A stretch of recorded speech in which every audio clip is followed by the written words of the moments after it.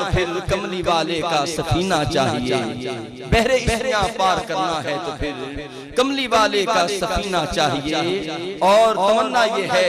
کہ مولا خلد کے بدلے ہمیں خاک مدینہ دے دے، الہی خلد کے بدلے ہمیں خاک مدینہ دے دے، لے لے کونین بس محمد کا پسینہ دے دے، مولا خلد کے بدلے ہمیں خاک مدینہ دے دے، اور لے لے کونین بس محمد کا پسینہ دے دے، اور کچھ مجھے دے یا نہ دے دونوں جہاں میں یا رب، ایک محمد کی محبت کا خزینہ دے دے، اور جس میں روشن ہو محمد کی محبت کے چراغ، صدقہ حسنین کا ان سب کو وہ سینہ دے دے، جس میں روشن ہو محمد کی محبت کے چراغ، صدقہ حسنین کا سب کو وہ سینہ دے دے، مولا خلد کے بدلے ہمیں خاک مدینہ دے دے۔ معزز سامعین، خالق کائنات نے اپنے حبیب کو دو شانیں، کئی شانیں عطا فرمائی، اس میں دو جھلک آپ کے سامنے پیش کرتا ہوں۔ خالق کائنات نے اپنے حبیب کو شان نورانیت بھی عطا کی، شان بشریت بھی عطا کی۔ میرے آقا نور بھی ہیں، میرے کریم آقا بشر بھی ہیں، بشریت بھی قرآن سے ثابت ہے، نورانیت بھی قرآن پاک سے ثابت ہے۔ میرے آقا نور بھی ہیں، میرے کریم آقا علیہ السلام بشر بھی ہیں، لیکن بات یہ ہے کچھ لوگ بشریت کے پیمانوں پر میرے آقا کو پرکھتے ہیں، کچھ نورانیت کے پیمانوں پر پرکھتے ہیں، لیکن میرے آقا کی حقیقت ان دونوں سے ماورا ہے۔ میرے آقا کی حقیقت کیا ہے؟ خود مصطفیٰ علیہ السلام نے اپنے لب یوحا سے اعلان کیا، فرمایا اے میرے ابو بکر، تو میرے جلوتوں خلوتوں کا ساتھی ہے، لیکن یاد رکھنا میری حقیقت کو میرے رب کے سوا کوئی نہیں جان سکتا۔ جو لوگ میرے آقا کو بشریت کے پیمانوں پر پرکھتے ہیں، وہ دیکھیں شب معراج جب رب کائنات نے میرے حبیب کو، پیارے آقا علیہ السلام کو جب اپنی بارگاہ میں لامکاں کی بلندیوں کے اوپر بھی طلب کیا اور اپنا دیدار عطا کرنا چاہا، ادھر موسیٰ علیہ السلام ہے، وہ اللہ کی بارگاہ میں عرض کرتے ہیں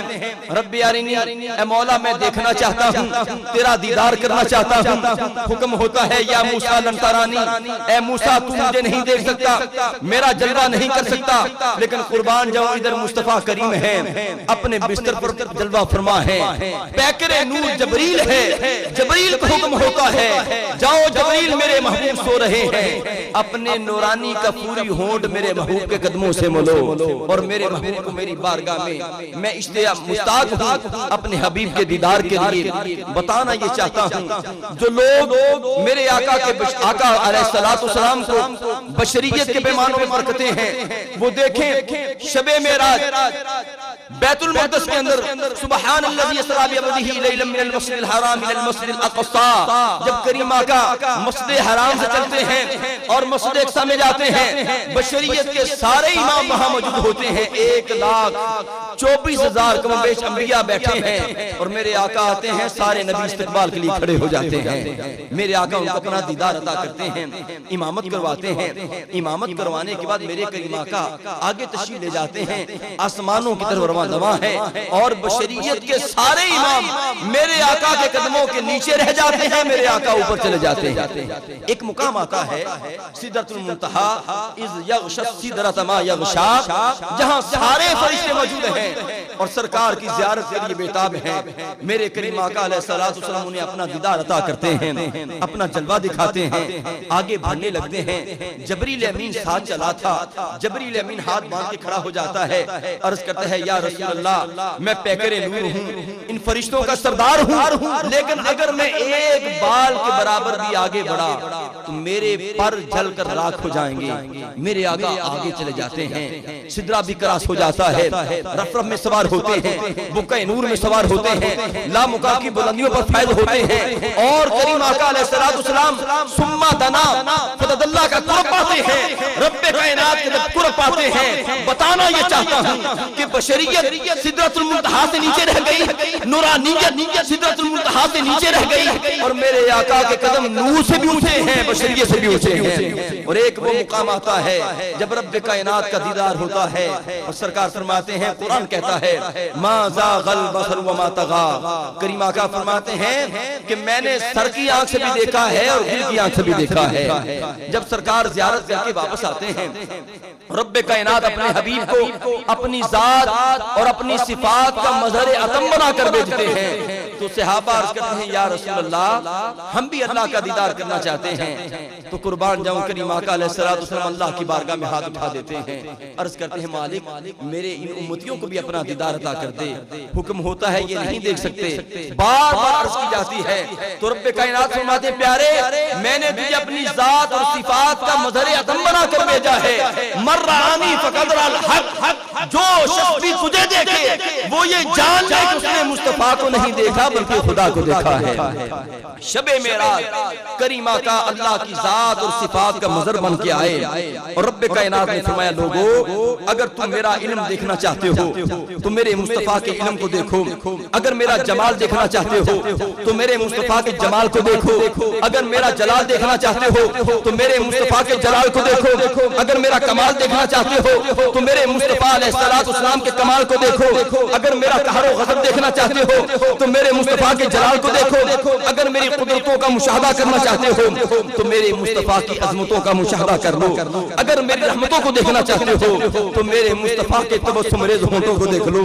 اگر میرے عرش کے جلوہ دیکھنا چاہتے ہو تو میرے مصطفیٰ کے قدموں کے تلوے دیکھ لو. فرمایا اگر میرا قرب پانا چاہتے ہو تم میرے محبوب کے قدموں سے لپٹ جاؤ. فرمایا اگر میری رحمتوں کا خزینہ دیکھنا چاہتے ہو تو میرے محبوب کا میٹھا مدینہ دیکھ لو. تو رب کائنات نے اپنے محبوب کو اپنی ذات کا مظہر اتم بنا کر بھیجا,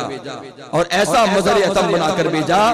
کہ رب کائنات نے فرمایا کہ تم نورانیت اور بشریت کے جھگڑوں میں پڑے ہو. فرمایا کہ میں نے اپنے حبیب کو بشر بنا کر بھیجا ہے, اس لیے بھیجا ہے. رب کائنات نے فرمایا میں نے اس لیے بشر بنا کر بھیجا ہے کہ تاکہ تم اس بشر کو دیکھو اور اپنی زندگی کے طریقے سیکھو. میں نے اس رسول کو بشر بنا کر بھیجا ہے, اس لیے بھیجا ہے کہ تم پیکر بشریت کے اندر میرے محبوب کو انسانوں میں چلتا دیکھو تاکہ تمہیں چلنا آ جائے. تم میرے محبوب کو پیکر بشریت کے اندر بازاروں میں خرید و فروخت کرتے دیکھو تاکہ تجھے لین دین کے معاملات طے کرنا آ جائیں. تم پیکر بشریت کے اندر معاملات نپٹاؤ تاکہ میرے بندوں کو معاملات طے کرنا آ جائیں. فرمایا تم جذبات میں لڑائی بھی کرو تاکہ میرے بندوں کو اپنی جان اللہ کی راہ میں قربان کرنا آ جائے. فرمایا محبوب راتوں اٹھ کر میری بارگاہ میں آہوزاری بھی کرو تاکہ میرے بندوں کو تجھے دیکھ کر مجھے رو رو کے منانا آ جائے. فرمایا پیارے تم میری بارگاہ میں راتوں اٹھ کر اپنی جبین کو سجدوں کی لذت سے آباد بھی کرو تاکہ میرے بندوں کی اجڑی ہوئی جبینیں سجدوں سے آباد ہو جائیں. فرمایا پیارے حبیب تمہیں میں نے بشر اس لیے بنایا ہے, اس لیے پیکر بشریت سے تجھے بھیجا ہے. اس لیے فرمایا لوگو تم میرے محبوب پر نظر رکھو, تم اس رسول کو کھاتا بھی دیکھو, اس رسول کو پیتا بھی دیکھو, اس رسول کو جاگتا بھی دیکھو, فاقہ کرتا بھی دیکھو, بوجھ اٹھاتا بھی دیکھو, تجارت کرتا بھی دیکھو, خون لہو لہان ہوتا بھی دیکھو, اور قربان جب روتا بھی دیکھو, پیٹ پر پتھر باندھتا بھی دیکھو. لیکن فرمایا جہاں یہ سارا کچھ دیکھو وہاں کنکریوں سے کلمہ پڑھاتا بھی دیکھو, وہاں کنکریوں سے کلمہ پڑھاتا بھی دیکھو, وہاں اسی محبوب کو درختوں کے چونوں میں جھکاتا بھی دیکھو, اسی محبوب کو سورج کو پلٹاتا بھی دیکھو, چاند کے دو ٹکڑے بناتا بھی دیکھو, بچھڑے ملاتا بھی دیکھو, گروہ کو اٹھاتا بھی دیکھو. فرمایا اسی محبوب کو بار سے برساتا بھی دیکھو, اسی محبوب کو اشاروں سے بادل ہٹاتا بھی دیکھو, اسی محبوب کو جنت تقسیم کرتا بھی دیکھو, اسی محبوب کو جہنم سے بچاتا بھی دیکھو, اسی محبوب کو مردوں کو زندگی دیتا بھی دیکھو, پتھروں سے درود پڑھاتا بھی دیکھو. فرمایا لوگو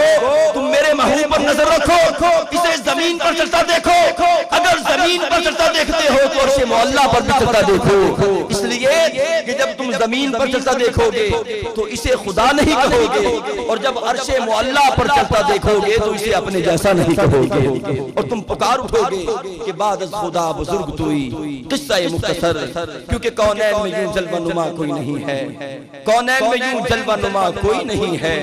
اور اللہ کے بعد ان سے بڑا کوئی نہیں ہے. کونین میں یوں جلوہ نما کوئی نہیں ہے, اللہ کے بعد ان سے بڑا کوئی نہیں ہے, اور سمجھے تو کوئی ان کی محبت کے مراتب محبوب خدا ان کے سوا کوئی نہیں ہے۔ سایہ دامن کرم رکھنا میرے مولا میرا بھرم رکھنا، سایہ دامن کرم رکھنا میرے مولا میرا بھرم رکھنا، اور بار اسیاں سے دل لرزتا ہے لاج میری شہ امم رکھنا، اور سبز گنبد نہ